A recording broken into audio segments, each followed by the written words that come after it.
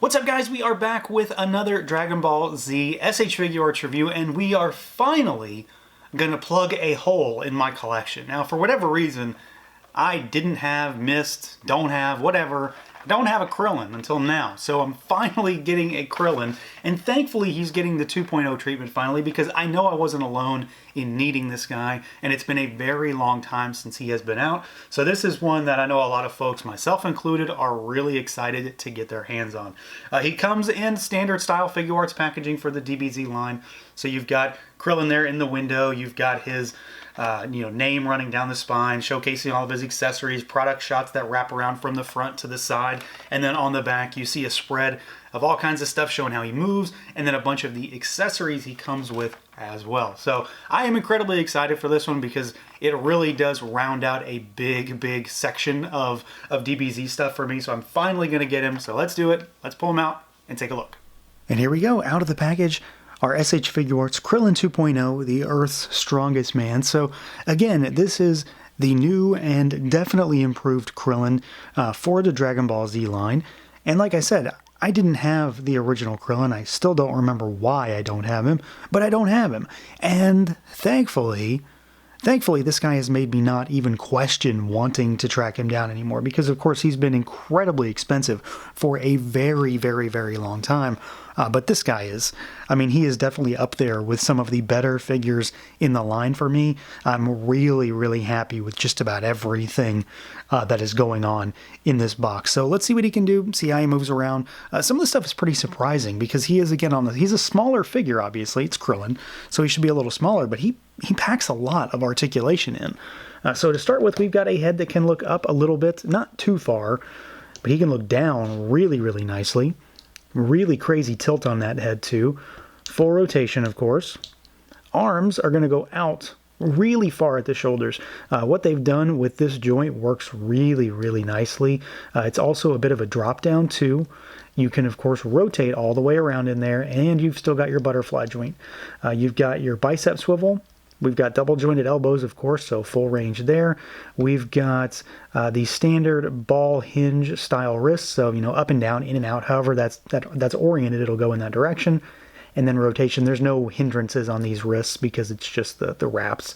The torso, he does go backwards a little bit and forwards a good bit. That's pretty far forward. You've got really nice tilt side to side, and then rotation, he's going to go about as far as you need, really. Figuarts never go all the way around because they're more cinched in at the waist, so they can't. But I think he gets as far as he needs. I haven't really had a problem with that yet to say that I actually needed more range. It works really well. Legs, full splits. And then he can kick forward all the way. There's not much on the back, but there's a little bit. There's a thigh cut up there. You've got double jointed knees, of course. So it's not the most appealing, but it looks better than some. And he kicks backward really nicely, despite having really baggy pants, of course. And then as far as the feet go, you've got your rotation down here. You've got rocker. We've got it's another ball hinge, so he goes forward and backward. And then you can twist up there, but you've also got slight rocker. It's not too bad, actually. Rocker is usually lacking on a lot of Figuarts in some ways, so this works nicely. And then you've got your toe articulation. So he moves really well. I'm really happy to see what he is capable of. I think this is definitely a very poster child kind of figure when it comes to showing how Figuarts have progressed, especially if you look at a lot of the older stuff. Again, I don't have the old Krillin, but I don't really need to. I know how those figures worked. There is a night and day difference between a lot of older figures and what this guy is capable of. And there's a lot of difference even between some of the more recent figures. So I don't have Super Saiyan 4 Goku still, but I'm assuming they're going to kind of fall in line, because this guy feels like a progression from what we have seen for a while when it comes to even the quote-unquote normal 2.0 figures. Now, aesthetically, I'm really happy with this guy, and that's basically going to be a theme. I'm really happy with this figure pretty much from start to finish. I really like his sizing, I really like the sculpt, but I really like his overall build, if that makes any sense. Not the build in the sense that he's a toy and he's put together, but how he is just sort of, created in terms of being a really muscular, short guy. So, of course, this is meant to be the Earth's strongest man, Krillin. And that's what he is. He's the Earth's strongest human. It's not Tien. It's never been Tien. He's not a human. So we get our, a little bit more rough and tumble Krillin. And he certainly looks, like right out of the box, he doesn't look like you would want to mess with him. And I think they did a really solid job of making him look small and svelte, but also being bulky in many ways, too. Like, he definitely looks a little stronger and a little bit more tough than you might expect. And I think a lot of it has to do with just how this upper body is sculpted. He's kind of got that V taper going in, so he looks incredibly muscular. He looks incredibly strong. The colors on this figure definitely pop. He's got shading on the legs, which I do like. It's not a lot, but it's there. So you've got like a little bit more of a burnt orange kind of a color on the legs, just to bring out some of the shading. And I think it really does help just to make him pop a little bit. The blues for the arms, for the belt, for even like the piping around the boots looks really good. Like, there's a hint of metallic blue on the feet, and he looks nice. The colors are very bright and very vibrant, and they clash with each other, of course, but in a good way, because blue and orange, they go together, they complement one another while being very different colors at the same time. You've got, our emblems on the back, which is tempoed really nicely, very clean and crisp, and super, super saturated when it comes to the black and the white, so it's very stark contrast. Same on the chest, just, of course, smaller. And small is the name of the game with this figure. He is a really small figure. He's certainly not the smallest thing we've ever gotten in Figuarts, but he's a smaller than average figure. So we're going to do size comparisons, of course, just to see what he looks like, next to Goku. I don't know if I can find a Gohan or an Android 17, 18, something like that, to give him something to play off of with different sizes. But he is a very small figure, and I think that really is to his credit, because he is such a nice figure, not just in the way he moves, but in how he's sculpted, how he's put together, despite being so small. I mean, it's a tiny figure, but I really, really like him. Like, I can't get over how much fun this guy is, and he looks the part. This is definitely a more serious Krillin, at least right out of the box, and one that you can easily get into some nice, battle scenes, or just sort of intense vanilla poses, where you just got him standing there, and he looks like this presence on your shelf. So I'm really happy with the overall aesthetics on the body, on the build quality, on how this particular version of Krillin is put together. And then, of course, you've got your cue ball head sculpt up here, which does have a very serious expression on it. We do get other heads for this guy, but the head looks great. It's a little bit big, Krillin's always had a big noggin, so it works really well here. It's very cartoony too, which I do really like. So you've just got the outline of the eyes with the pupils in there. You've got the dots on the forehead, and then those big, long, bushy eyebrows, which I think complement him really nicely. So there's a lot that goes on this head sculpt, while being, I don't know, kind of basic at the same time, because he doesn't have, with crazy spiky hair going everywhere, but this is a very, very solid interpretation of Krillin's likeness, if that makes any sense, anime accuracy in plastic. And then as far as some size comparisons go, here we go, of course, with Krillin in the middle. We've got our Android 18 here on the right. This is the original version, not the special color edition from a year ago, roughly, whenever that was. San Diego-ish sort of figure. And then we've got the Saiyan Raised on Earth Goku. I think this looks pretty good. He scales pretty nicely to the androids. He scales pretty well to Goku also. Maybe looks a little bit big next to Goku, but otherwise I'm pretty happy with him. Where he's going to look kind of wonky in many ways, and it's not a fault of Krillin, is with Gohan, because this Gohan is kind of big, like in many ways. Like, he's kind of tall. Granted, from a figure usability standpoint, I haven't been too upset about that. Like, it makes for a more robust figure for Gohan, and all the Gohans have been kind of tall in some ways, but they aren't necessarily the right height. A little bit tall for Gohan, but I think they pair really, really nicely at the same time. And again, it's cool to finally be able to just do this for me personally. Now, as something else, here's another Figuarts. It's entirely unrelated, but it's handy. Here is the Figuarts Boba Fett, not the new one. This is the older one, the Return of the Jedi. And then for a non-Figuarts, let's do a Marvel Legend. So there he is with Wolverine in a pretty good pose, but you can see how he's going to differentiate himself from, a normal 6-ish inch Hasbro figure.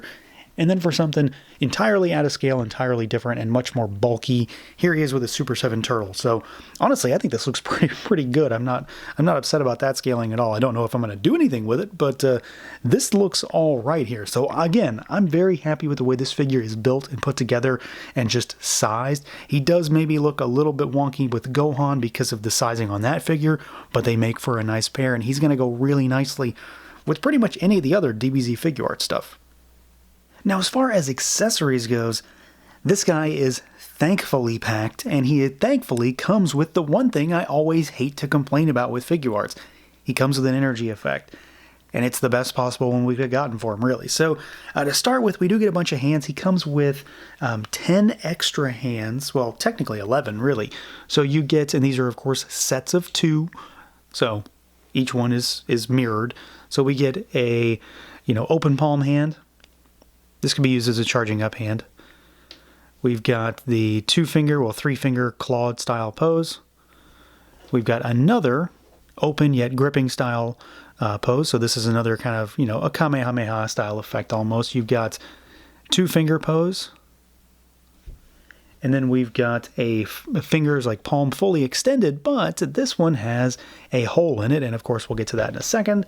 And then we get his more unique 11th hand. So this is a gripping left hand with a bag of senzu beans in it. So I really like this. This is very specific, very unique. So of course you can try to set a scene with this, however you want to set them up to, to be delivering a bag of senzu beans to a battle. So I do like this. It's just one of those more niche kind of accessories.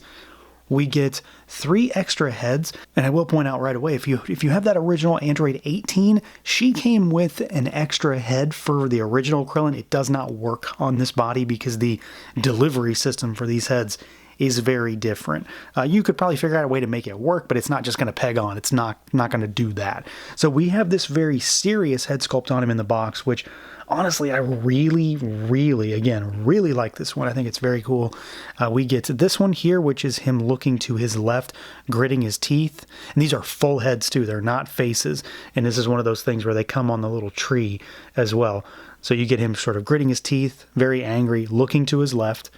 We get one where he's looking dead on, and then he's screaming. So open mouth, furrowed brow.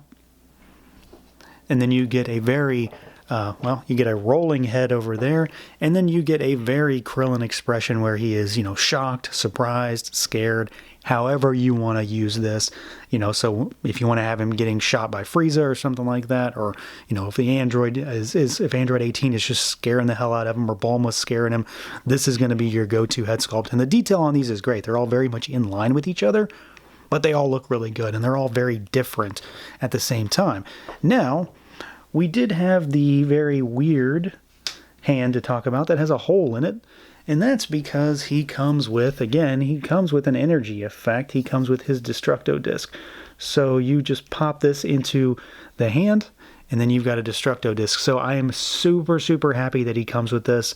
This would have been kind of a glaring omission if he didn't, and it works really nicely. So it's like a frosted yellow effect. It's really large. You can get him to hold it over his head just fine. No posing issues on this. And you do, of course, like I said, it's a set of hands, so you get one of each. You get a left and a right, so if you want to have it posed in either hand, you have that option. So I'm really happy with this. I hate complaining about not getting energy effects with this line because it's such a hallmark thing for Dragon Ball is everybody does something with energy, so they should include them. And when they don't, I always feel like I'm missing out. But I'm very happy that this guy has a very complete set of accessories, a bunch of really solid heads, tons of hand options, and then one of my most wanted energy effects, just because, up until now, I didn't have a Krillin. So yeah, overall, this is a winner. There's no doubt about it. This guy is setting a bit of a standard for me when it comes to how this line can change and how some of these figures can be built, because he is definitely a step forward from a lot of the quote-unquote 2.0 figures we've had for a while now. He feels different. He moves differently. He is definitely constructed differently in some ways. And I think, you know, even without having that original Krillin, I know he is leaps and bounds better. And I have no reason to ever want to try and get that figure except for out of some weird, you know, completionist reasoning, which is not going to happen either. I'm very happy with this guy. He looks great. He moves really well. Range of motion on him is really nicely done. Tons of accessories. Love the Destructo disc. Love the extra head sculpts. So there's a lot to get with a pretty small package when it comes to this guy. He's a very, very welcome upgrade to this line. And honestly, I can't wait until we get another one if he's going to be as good as this one. So that's going to do it for this look at the SH Figuarts Dragon Ball Z Krillin, Earth's Strongest Man. Let me know what you guys think. Feel free to like, comment, subscribe, and share. And until next time.